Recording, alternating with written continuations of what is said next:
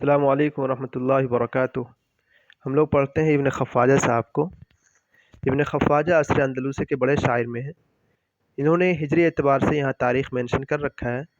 ان کی ہجری اعتبار سے پیدائش جو ہے 450 ہے، 450 450، اور وفات جو ہے 533 یعنی کہ 533 میں ان کی وفات ہو جاتی ہے۔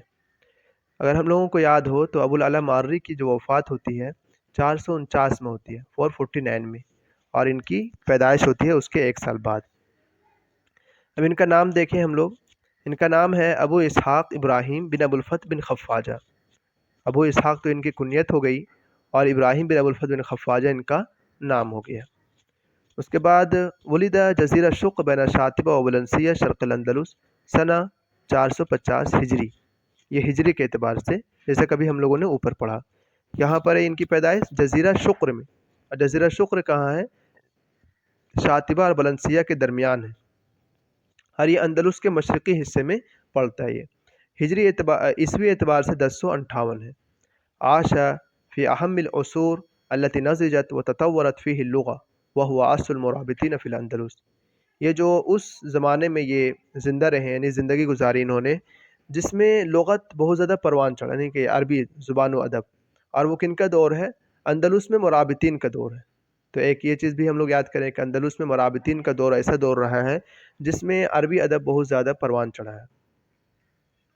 لابن خفاجہ دیوان الشعر طبع فی مصر سنہ 1286 ہجری۔ 1286 ہجری میں ان کا ایک دیوان شائع ہوا تھا مصر میں۔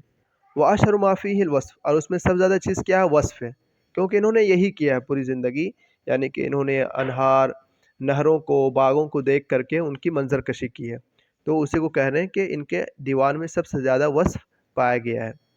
شعرہ الطبیعۃ والزاہیۃ هو شاعر الشعور الحی۔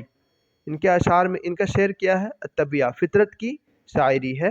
هو شاعر الشعور الحی، زندہ دلی ایک طرح سے ان کے اندر ہے۔ هو شاعر الجنان، یہ والی بات ہمیں یاد کرنا ہے کہ ان کا لقب کیا کیا ہے، کیونکہ پوچھا گیا ہے۔ هو شاعر الجنان والمنتزہات، ایک ان کو کہا جاتا ہے کہ یہ پارکوں کے اور باغوں کے شاعر ہیں، ایک طرح سے ان کا لقب ہی ہے شاعر الجنان۔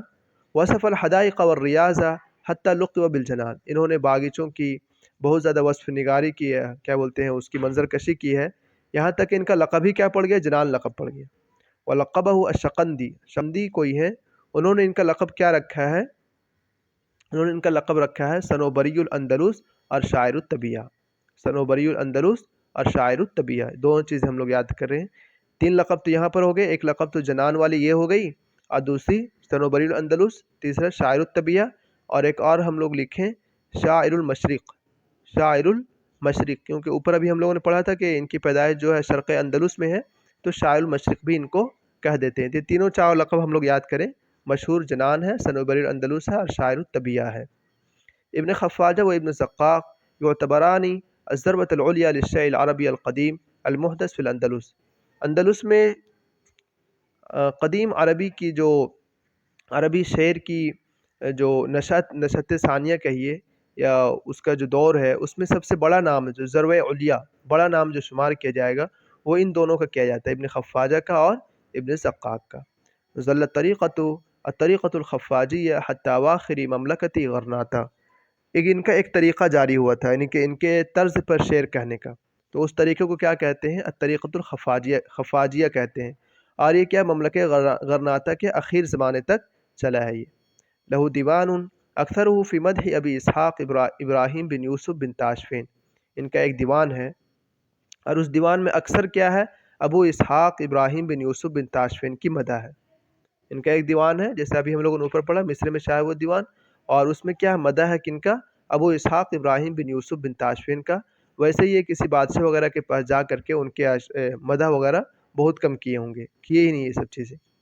لہو قطعۃ نثریہ یقلد فیہا اسلوب ابن العمید والحمدانی، ان کا ایک نثری قطع بھی ہے، نثر نگار بھی لکھتے، ایک تو شاعر تو ہی یہ، ساتھ ساتھ نثر بھی لکھتے ہوں گے، تو اس میں یہ مقلد کس کے ہیں؟ ابن عمید کے اور حمدانی کے۔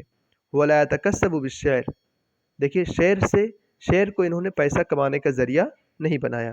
انہ لم یتزوج فی حیاتہ، پوری زندگی انہوں نے شادی بھی نہیں کی۔ پھر ان کی وفات ہو جاتی کہاں؟ بلنسیہ میں، اور وفات کب ہوتی ہے؟ 533 533 ہجری میں ان کی وفات ہوتی ہے، عیسوی کے اعتبار سے 1138۔ پیدائش کب ہوئی تھی ان کی؟ 450، وفات کب ہو رہی ہے؟ 533۔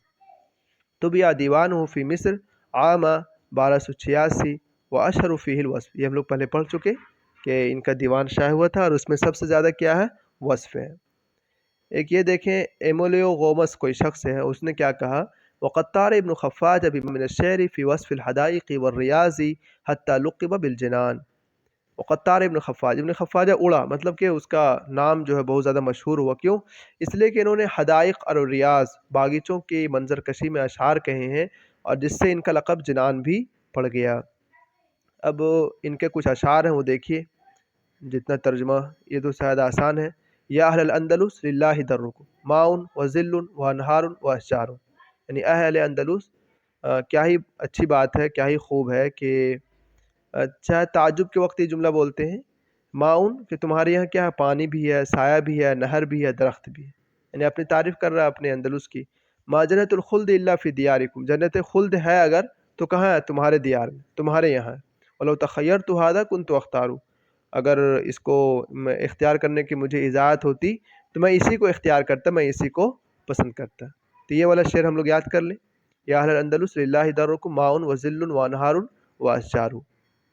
اس طرح ایک اور شعر یہاں پر مذکور ہے، اہدى خفاج ممدوحہ خذها والیک خذها الیک وانها لنذیرۃ طرأت علیک قلیلۃ النذراء حملت حمل یحمل حملت وحسبک بہجۃ من نفخۃ ابقى العروس وخجلۃ العذراء ابقى العروس وخجلۃ العذراء۔ اس کا پورا ترجمہ مجھے نہیں سمجھ میں آ رہا ہے، اس لیے میں ترجمہ نہیں کر رہا ہوں۔